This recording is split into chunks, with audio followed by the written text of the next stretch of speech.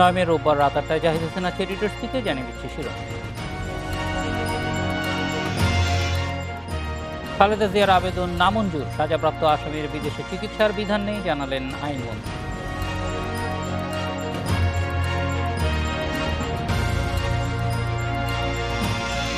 দেশে করোনায় আরও 56 জনের মৃত্যু, নতুন রোগী 1386 জন, শনাক্তের হার 8.19%।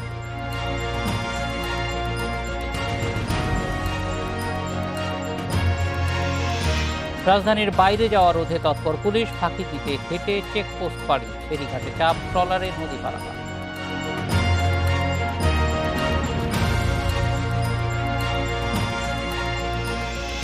চিকিৎসার জন্য খালেদা জিয়ার বিদেশ যাবার আবেদন নামঞ্জুর করেছে সরকার। সাজাপ্রাপ্ত আসামির বিদেশ চিকিৎসার কোনো সুযোগ নেই। আইন মন্ত্রণালয়ের এমন মতামতের প্রেক্ষিতে এই সিদ্ধান্ত নেওয়া হয় বলে জানিয়েছে স্বরাষ্ট্রমন্ত্রী। খালেদা জিয়ার সাজা স্থগিতের শর্ত হিসেবে উল্লেখ ছিল তিনি দেশ ত্যাগ করতে পারবেন না। 401 ধারার অধীনে বিদেশ যেতে দেওয়ার কোনো সুযোগ নেই, জানিয়েছেন আইনমন্ত্রী। এ নিয়ে কথা বলতে সেন্ট্রাল রোড থেকে আমাদের সঙ্গে যোগ দিচ্ছেন বিএনপির আন্তর্জাতিক বিষয়ক সম্পাদক অ্যাডভোকেট মাসুদ আহমেদ তালুকদার। মাসুদ আহমেদ তালুকদার, আইনের যে ব্যাখ্যা আইন মন্ত্রণালয় থেকে দেওয়া হয়েছে সেটা সম্পর্কে আপনার মতামত কি? জি, আপনাকে ধন্যবাদ। আমি আজকে বিকালেই জানলাম যে আইন মন্ত্রণালয়ের এই মতামত, এরকম একটা মতামত তারা স্বরাষ্ট্র মন্ত্রণালয়ে পাঠিয়েছে এবং সরকার সেই মতামতের ভিত্তিতেই ম্যাডাম খালেদা জিয়ার আবেদন নামঞ্জুর করেছে। দেখুন, এটা খুব দুঃখজনক এবং একটি বেআইনি সিদ্ধান্তকে আইনি সিদ্ধান্ত বলে চালিয়ে দেওয়ার চেষ্টা করছে। দেখুন, ম্যাডাম খালেদা জিয়াকে সরকার মুক্তি দিয়েছে suspending the sentences in 2 different cases. সেটাকে সাসপেন্ড করে সরকার ফৌজদারি কার্যবিধি 401 উপধারা বিধান মতে মুক্তি দিয়েছে এবং 1 উপধারা মুক্তির বিধানটাই হলো সরকারের কেবলমাত্র এখতিয়ার সরকারের, এবং সরকারের এই এখতিয়ারের এক্সারসাইজ করতে গেলে কোন রকম দেশের কোন আদালত সেখানে কোনো ইন্টারফেয়ার করতে পারবে না। That is the power vested upon the government, and exercising that authority, government has earlier taken the decision to release Madam Khaleda Zia, অর্থাৎ খালেদা জিয়াকে মুক্তি দেওয়ার সিদ্ধান্তটা সরকার এই ফৌজদারি কার্যবিধির 1 উপধারা অনুসারেই গ্রহণ করেছেন।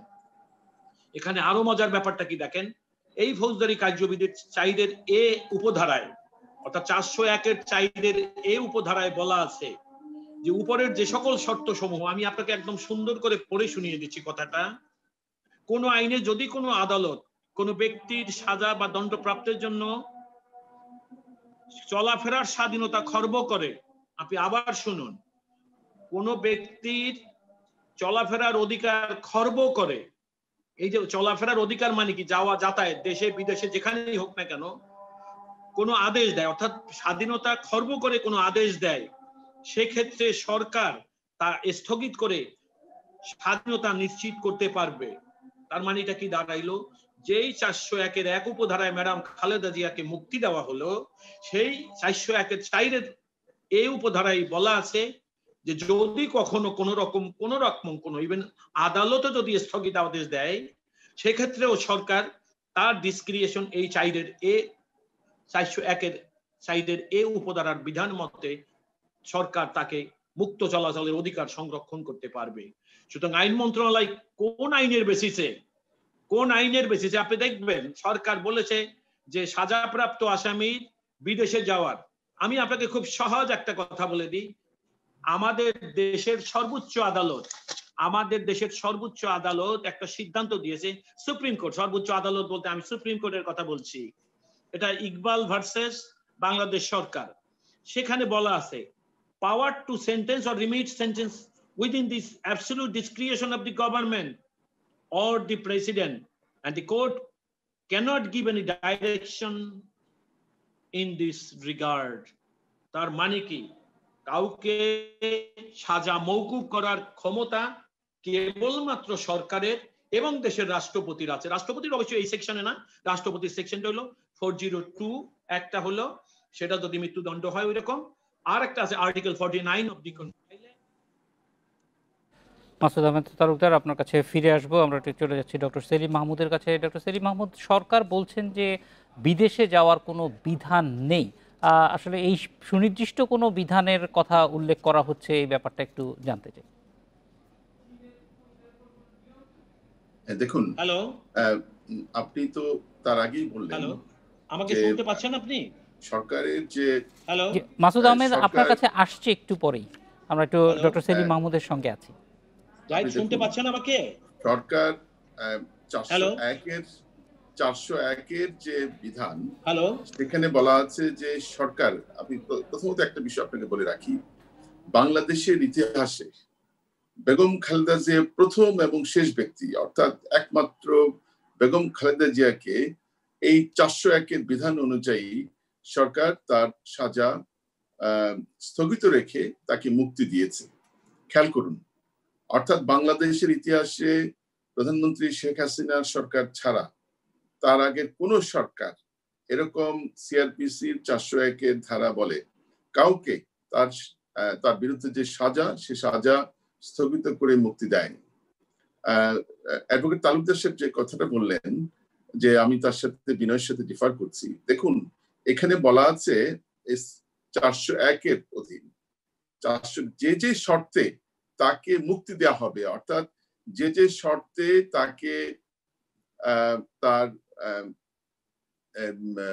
সাজা স্থগিত করা হবে, একটা শর্ত থাকবে, সেই শর্তগুলো তাকে মেনে চলতে হবে।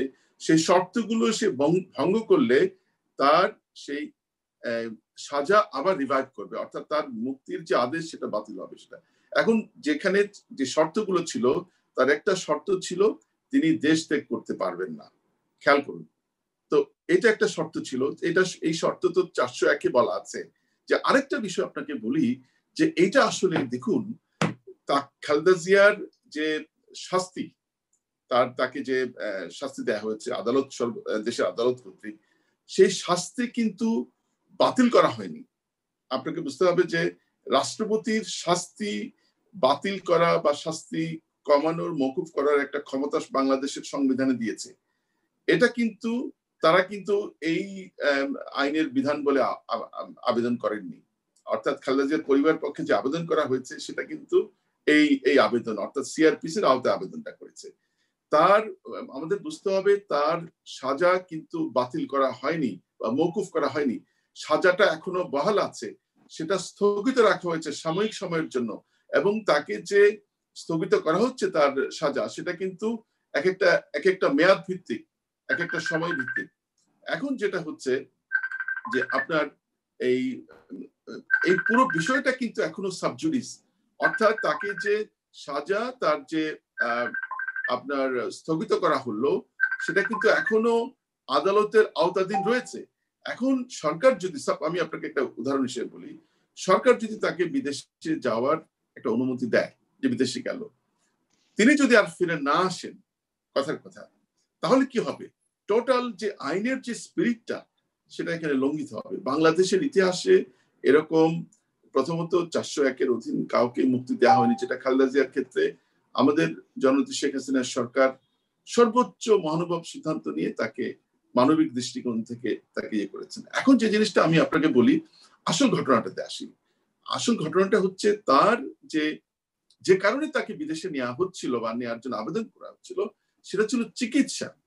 এখন সে মাহমুদ, আমি ভুলে যাওয়ার আগে একটু এই জায়গাটায় ইন্টারাপ্ট করতে চাই। যে আপনি বললেন, ধরেন ওনাকে মুক্তি দেওয়া, দেশের বাইরে পাঠিয়ে দেওয়া হলো এবং উনি আর ফিরলেন না, তার মানে উনি একটা অপরাধ সংগঠন করলো। কিন্তু আমি যতটুকু আমাদের দেশের আইনের স্পিরিট বুঝি, আমরা কখনোই এইটা প্রিএমটিভ অবস্থান নেব না যে কেউ একটা অপরাধ সংগঠন করতে পারে। আমি না, এখন হচ্ছে কি, আমি আপনাকে এখানে দুটো বিষয় আছে। একটা হচ্ছে কি, আমি আপনাকে খেয়াল করি, উনি যেটা বলছেন পুরোটাই সরকারের ডিসক্রিশন। নো, সরকারের ডিসক্রিশন কতটুকু? সেকশন 401-এ আইন সরকারকে কতটুকু ক্ষমতা দিয়েছে যে সরকার কোন সাজাপ্রাপ্ত আসামিকে তার সাজা স্থগিত রেখে তাকে মুক্তি দিতে পারে, ঠিক আছে? কিন্তু সরকার তাকে বিদেশে যেতে অনুমতি দিবে, সে ধরনের কোনো বিধান এখানে নেই। আরেকটা বিষয় হচ্ছে যে পুরো বিষয়টা কিন্তু এখন সাবজুডিস, অর্থাৎ ইটস এ জুডিশিয়াল ম্যাটার। এখন এই অবস্থায়, একটা সাবজুডিস অবস্থায় সরকার প্রোঅ্যাক্টিভলি কাউকে যেতে দিবে বিদেশে? এখন এখানে এটা একটা, আমার কাছে যেটা মনে হয়, যেটা হ্যাঁ 401-এর আওতায় সে বিদেশে যেতে চান, আমার মনে হয় একমাত্র এটা কোর্ট সিদ্ধান্ত নিতে পারবে, যে কারণ পুরো বিষয়টা কিন্তু তিনি এই আদালতের বিষয় কিন্তু এখন আপনাকে তার সাজা কিন্তু মওকুফ হয়নি, খেয়াল করতে রাখতে হবে, তার সাজা বাতিল হয়নি, সাজা রয়ে গেছে। এখন এটা পুরো বিষয়টা সরকারের 401 যে সরকারকে ক্ষমতা দিয়েছে শর্তাধীন তাকে তার সাজা। ডক্টর সেলিম মাহমুদ, এখানে একটা জিনিস, সরকারের ক্ষমতা আসলে এখানে আমরা দেখছি যে অনেক বেশি, কারণ এই শর্ত নির্ধারণের দায়িত্ব সরকারের। আইন বলছে যে শর্ত দিয়েও মুক্তি দিতে পারেন, শর্ত ছাড়াও মুক্তি দিতে পারেন, এবং সেই শর্ত ছিল তো, শর্ত আছে, এবং এটা কিন্তু সরকারকেই দায়িত্ব দেওয়া হয়েছে এই শর্তটা দেওয়ার ক্ষেত্রে। ফলে এই ক্ষেত্রে আসলে যে ফ্লেক্সিবিলিটি আইন সরকারকে দিচ্ছে, সেই ফ্লেক্সিবিলিটি সরকার নিবে না কেন? এইবার আমি আপনাকে বলি যে প্রতিটা কাজেরই কিন্তু একটা জাস্টিফিকেশন লাগে। আমি যদি আইনের কোনো ক্ষমতা বলে, আইনের কোনো বিধান বলে কোনো সুবিধা আমি পেতে চাই, আমাকে কিন্তু প্রমাণ করতে হবে আমি এই আইনের সুবিধাটা কেন চাচ্ছি, কোন অধিকার বলে। এখন তাদের যে ক্লেমটা সেটা হচ্ছে চিকিৎসা। দেখুন, চিকিৎসার বিষয়ে পুরো এটা আমি মনে করি একটা রাজনৈতিক ভাবে একটা নাটক সাজিয়ে তারা খালেদা জিয়াকে বিদেশ নিতে চান। আপনি দুদিন আগে তাকে একটা বিরতিতে গিয়ে ফিরে এসে এই বিষয়গুলি আরেকটু আলোচনা করব।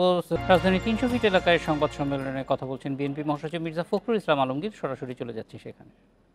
কোনো উপায় নেই, দুর্ভাগ্য আমাদের যে আজকে সরকার ঠিক তাদের যে প্রতিহিংসামূলক যে রাজনীতি, সেই রাজনীতিকে চরিতার্থ করতেই তারা এখন এই ধরনের সিদ্ধান্ত দিচ্ছেন। আপনারা দেখুন, এখানে যে ধারাতে তাকে তারা আপনার এই সাজা স্থগিত করেছে, ওই ধারাতেই কিন্তু তাকে বিদেশে যাওয়া বা একেবারেই সাজা দণ্ড মওকুফ করার যথেষ্ট পরিমাণ সুযোগ সেই আইনের মধ্যে দেওয়া আছে। তারা মৃত্যুদণ্ডপ্রাপ্ত খুনের আসামিকে বাইরে পাঠিয়ে দিতে পারেন, মাফ করে দিতে পারেন, কিন্তু একজন পপুলার পলিটিক্যাল লিডার এবং এই দেশের স্বাধীনতা যুদ্ধ, গণতন্ত্রের যুদ্ধের সঙ্গে যিনি অগ্রণী ভূমিকা পালন করেছেন, তার জন্য তাদের কোনো মানবতা কাজ করে না, তাদের কোনো শিষ্টাচার কাজ করে না, তাদের কোনো মূল্যবোধই কাজ করে না। তো বটেই, অবশ্যই এখনো তিনি রাজনীতির শিকারী হয়েই তো আছেন, শেষ পর্যন্ত বলতে কারণ তিনি তো রাজনীতির শিকার হয়ে কারাগারে আছেন এবং এখনো অন্তরীণই আছেন বলা যেতে পারে। আপনারা তো বরাবরই বলছেন ওনার বিদেশে চিকিৎসা জরুরি, সেই ক্ষেত্রে আপনাদের পরের স্টেপ কি হবে? আমাদের পরে আমরা তো আপনার পার্টির তরফ থেকে তো আমরা তাকে বিদেশে যাওয়ার জন্য আমরা তখনও আবেদন করি, এখনো আবেদন করি। এখন তার পরিবার যেটা ভালো মনে করবেন তারা সেটাই আপনার করবেন।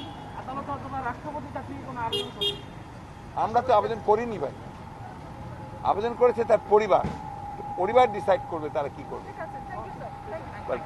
জি, আমাদের সঙ্গে আছেন অ্যাডভোকেট মাসুদ আহমেদ তালুকদার এবং ডক্টর সেলিম মাহমুদ। আমরা চলে যাচ্ছি আলোচনায়।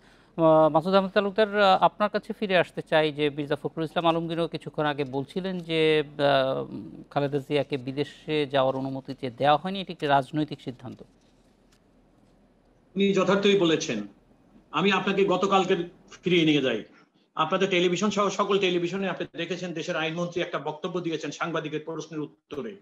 তিনি বলেছেন সাজাপ্রাপ্ত কোনো আসামির দেশে যাওয়া না দেওয়ার বিষয় বিবেচনায় সরকারের এক্ষেত্রে আদালতের কোনো ভূমিকা নেই। That was the statement made by the law minister yesterday. I do not know how he has forgotten before passing his opinion and sending it to the Ministry of Home. Anyway, আমি doctor Selim মাহমুদের ব্যাখ্যায় ওনার সঙ্গে আমি দ্বিমত পোষণ করছি সম্মানের সঙ্গে। আমি আপনাকে আইনের দিকে তাকাই। প্রথম দেখেন অ্যাপ্লিকেশন অফ লজ, যেখানে স্কোপ এন্ড অ্যাপ্লিকেশনের কথা বলা আছে, আমি সেই লাইনটা আপনাকে পড়ে শোনাচ্ছি। The court is concerned only with the passing of the sentence. To carry it into effect is the function of the executive government. আদালতের কাজ হলো কেবল সাজা দেওয়া, এটা কার্যকরী করা না করার দায়িত্ব কেবল সরকারের। আপনি 401 সাবসেকশন 1 এ আসেন, এখানে সরকার বলতেছে কারো সাজা মওকুফ অথবা স্থগিত করে শর্ত অথবা শর্ত ছাড়া। আপনি দেখেন এইখানে 6টা শর্ত আছে, 401 এ 6টা সাবসেকশন আছে। মাঝখানে আইন প্রণেতারা যখন দেখলেন যে আইনের মধ্যে কিছু অসম্পূর্ণতা আছে, তখন নিউলি ইনসার্ট করলেন 4A একটা সাবসেকশনকে, অর্থাৎ 4 এর পর 4A। 4A তে কি বলা আছে যে উপরের যে ক্ষমতা বলে সরকার তাকে বা কাউকে যদি মুক্তি দিয়ে থাকে, সেই ক্ষমতা বলি সরকার যদি কোনো আদালতও, আমি আবার বলছি, যদি কোনো আদালতও কোনো নাগরিকের স্বাধীনতা ব্যাহত করে, তো স্বাধীনতা ব্যাহতটা কি? একজন স্বাধীন নাগরিক দেশে এবং বিদেশে তার ইচ্ছা মতো ভ্রমণ করতে পারবেন, যেতে পারবেন। সুতরাং এইখানে যেহেতু আপন ইম্পোজিং কন্ডিশন, সেইখানে সরকার কি করলেন? মুক্তি তাকে দিয়েছেন, কিন্তু সরকার একটা শর্ত দিয়েছে। সরকার কি বলেছে? এই 4A সাবসেকশন, যেটা যে সরকার ইচ্ছা করলেই সেখান থেকে চলে আসতে পারবে, এবং এখানে বলা আছে যে that is the absolute discretion of the executive government. আমার বক্তব্য হলো সরকার অসুস্থতার কারণে ম্যাডাম খালেদা, এবং আরেকটা জিনিস ওনারা রং ইন্টারপ্রিটেশন করে, ম্যাডাম খালেদা জিয়াকে সরকার মুক্তি দিয়েছে 401। আমার কাছে চিঠি আছে, আপনি দেখবেন, আমি আপনাকে চিঠিটা পাঠিয়ে দিতে পারি, ওই চিঠির কপি আমার কাছে আছে। সেইখানে বলছে সরকার স্বেচ্ছাপ্রণোদিত হয়ে আবেদনের প্রেক্ষিতে, আবেদন মানে family, not from the accused concern, madam Khaleda Zia কিন্তু আবেদন করে নাই, যেটা সাবসেকশন 2 তে বলা আছে। সুতরাং ম্যাডাম খালেদা জিয়াকে সরকার মুক্তি দিয়েছে 401 সাবসেকশন 1 অনুসারে, 401 সাবসেকশন 2 তে নয়। সুতরাং 1 এ যেহেতু মুক্তি দিয়েছেন, sharply we can jump to 4A subsection, এবং এইখানেই সরকার শর্ত সরকার দিয়েছে, এটাকে ওয়েভ করা, এটার ওয়েভার দেওয়া সরকারেরই দায়িত্ব। সুতরাং মির্জা ফখরুল ইসলাম আলমগীরের যে কথাটাকে কোট করে আপনি আমার কাছে শুরু করেছেন, he has very rightly said যে সরকার এখানে রাজনীতি করেছে।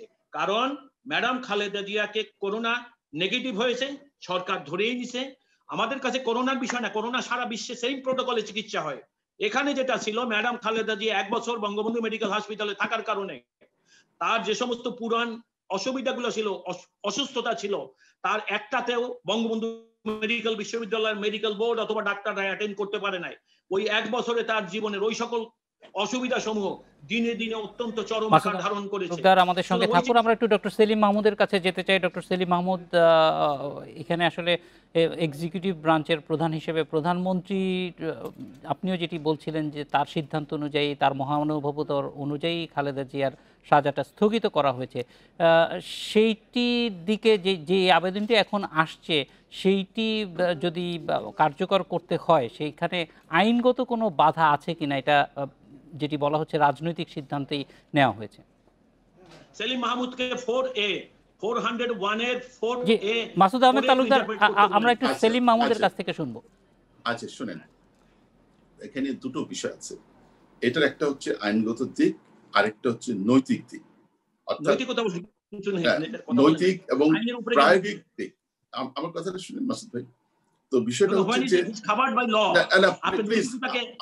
আমার কথাটা প্লিজ গো অ্যাহেড, আমি যদি সময় পাই আমি উত্তর দেব। Thank you so much. Please, বিষয়টা হচ্ছে যে 401 যে কথাটা অ্যাডভোকেট মাসুদ সাহেব যেটা বারবার বলছেন, 401 4 এটা আমার সামনে আছে। 4 এতে ভেরি সিম্পল, অর্থাৎ এখানে একটা আইনে যখন কাউকে কোনো ক্ষমতা দেওয়া হয়, সেটা একটা ক্লারিফিকেশন থাকে।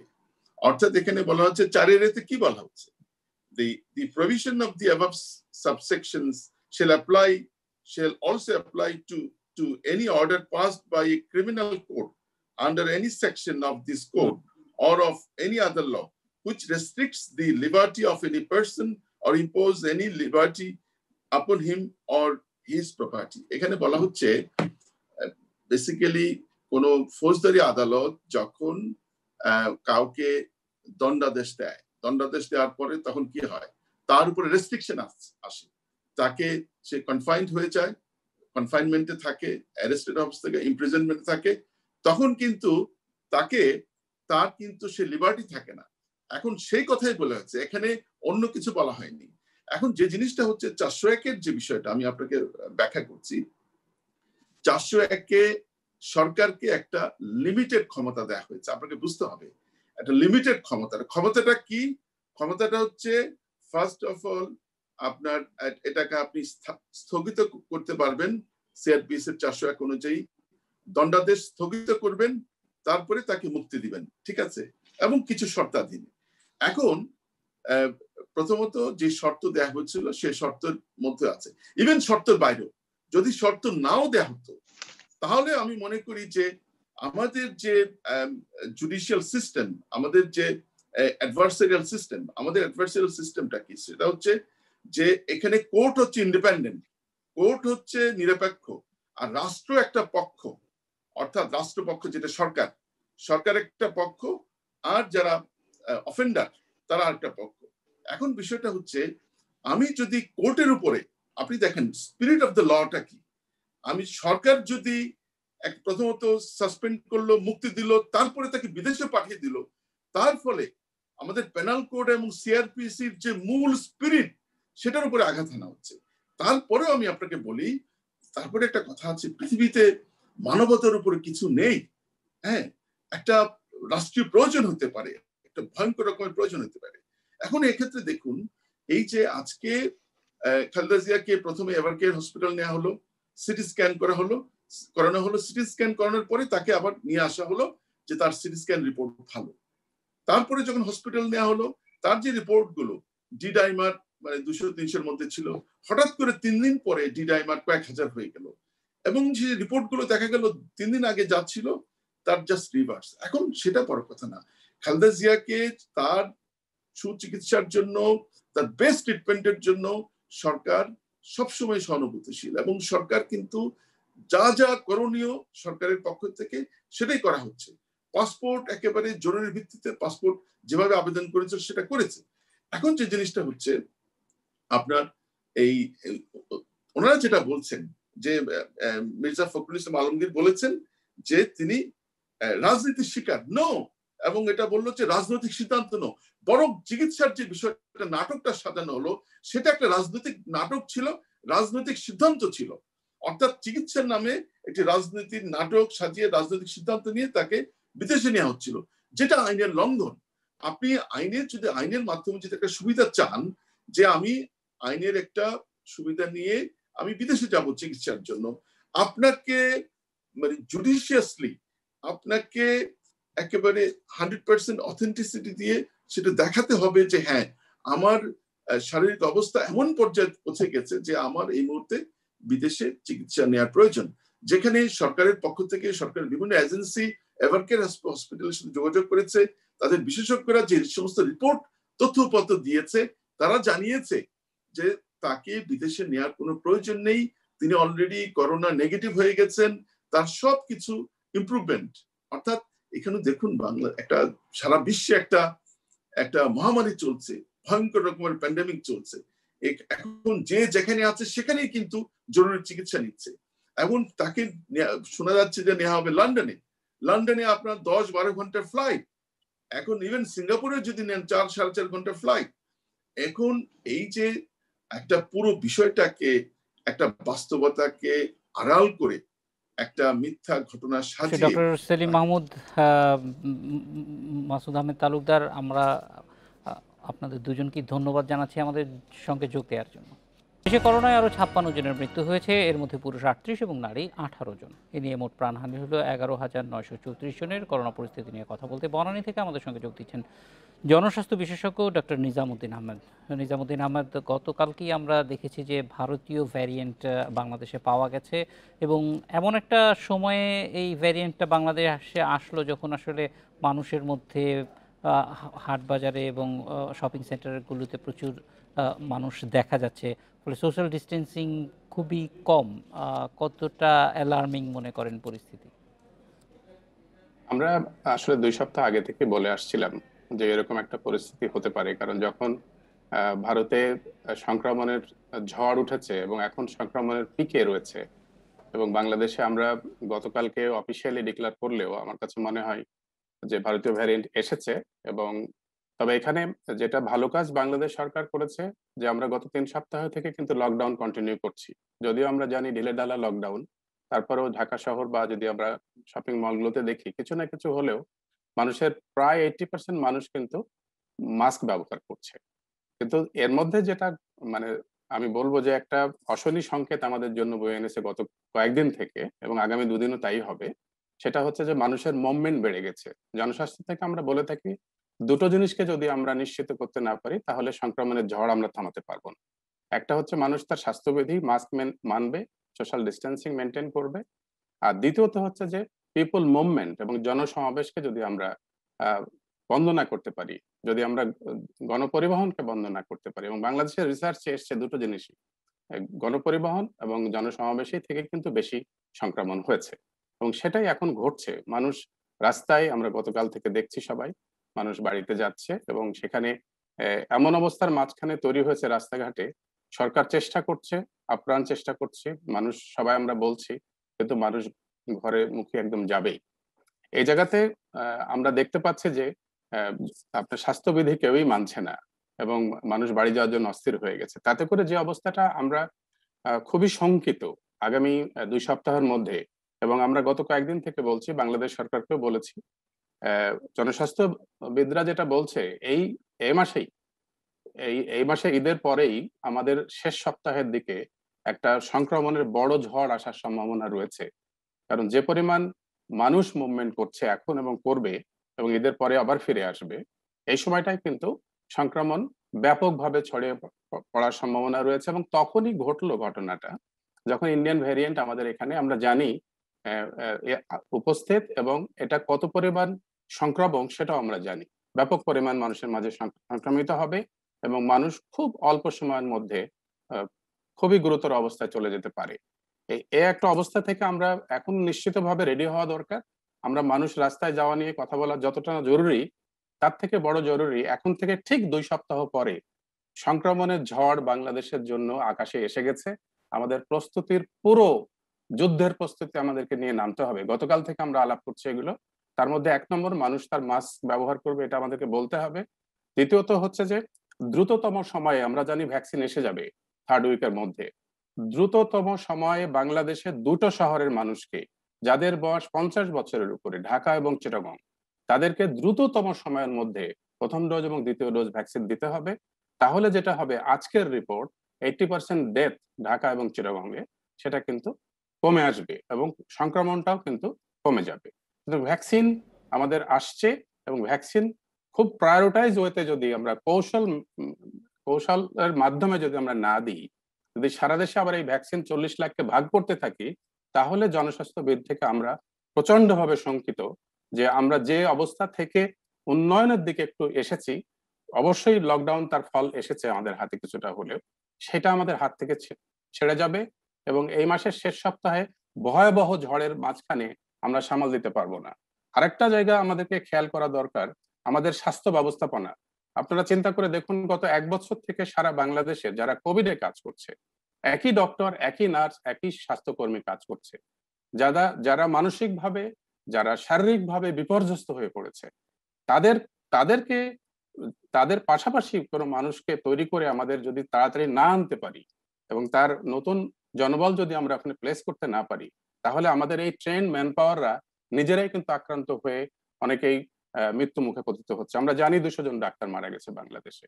সুতরাং ভয়াবহ অবস্থা হচ্ছে যে আমাদেরকে আগামী 2 সপ্তাহের মধ্যে বাংলাদেশ সরকারকে সিদ্ধান্ত নিতে হবে যে কম করে 1 লক্ষ নার্স বাংলাদেশে হায়ার করতে হবে, কম করে 40,000 ডাক্তার হায়ার করতে হবে, তাদের প্রশিক্ষণ দিতে হবে এবং তাদেরকে এই হাসপাতাল সেটআপের জায়গায় তৈরি করতে হবে। মতিন আহমেদ, অনেক সরকারের অনুরোধ, লকডাউন বা স্বাস্থ্য অধিদপ্তরের সতর্কতা উপেক্ষা করে আজও ঘরমুখো মানুষের চাপ ফেরিঘাটগুলোতে। পরিস্থিতি নিয়ন্ত্রণে পুলিশের পাশাপাশি ঘাট এলাকায় কাজ করছে বিজিবি। এ বিষয়ে আরও জানাতে মানিকগঞ্জের পাটুরিয়া ঘাট থেকে আমাদের সঙ্গে যোগ দিচ্ছেন সহকর্মী মঞ্জুর রহমান। মঞ্জুর, একটু জানতে চাই যে এখনকার পরিস্থিতি কেমন দেখছেন ঘাট?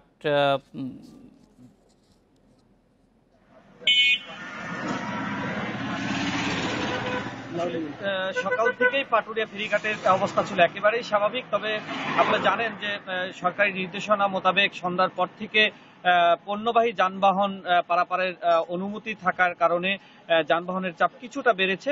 আমি সর্বশেষ যেটা জানতে পেরেছি, বিআইডব্লিউটিসির আরিচা কার্যালয়ের যে ব্যবস্থাপক রাসেল, তিনি আমাকে জানিয়েছেন যে এই মুহূর্তে পাটুরিয়া ঘাটে শতাধিক পণ্যবাহী ট্রাক পারাপারের অপেক্ষায় আছে। এছাড়া 60-70টির মতো ছোট যানবাহন, অর্থাৎ প্রাইভেট কার, হাইয়েস্ট, এই ধরনের যানবাহন পারাপারের অপেক্ষা আছে।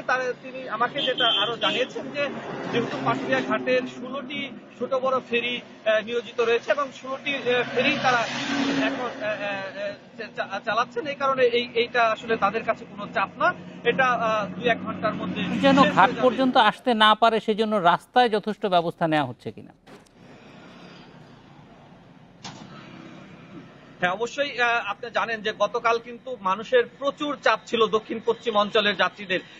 কালকে কিন্তু এই মানুষ যে যাত্রী এদেরকে কিন্তু কোনোভাবেই কিন্তু আসলে আটকাতে পারেনি। তো সেই বিষয়টা মাথায় রেখে আজকে আমরা সকাল থেকে দেখেছি যে বিজিবি, আপনি জানেন যে মানিকগঞ্জের 3 প্লাটুন বিজিবি কিন্তু মোতায়েন করা হয়েছে এবং এইসব বিজিবি মানিকগঞ্জের 2টি সীমান্তবর্তী এলাকা আছে। একটি হলো ঢাকা-রিচা মহাসড়কের যে বারোবাড়িয়া, আর একটি হলো মানিকগঞ্জ সিংহের হেমায়তপুর সড়কের যে হল্লা নামক স্থান আছে। এই 2টি স্থানে দুই প্লাটুন এবং পাটুরিয়া ঘাটের অদূরেই টেপরা নামক স্থানে সেখানে 1 প্লাটুন বিজিবি তারা চেকপোস্ট করেছেন এবং এই কারণে তারা যেসব ঢাকা থেকে যেসব মানে যাত্রীবাহী।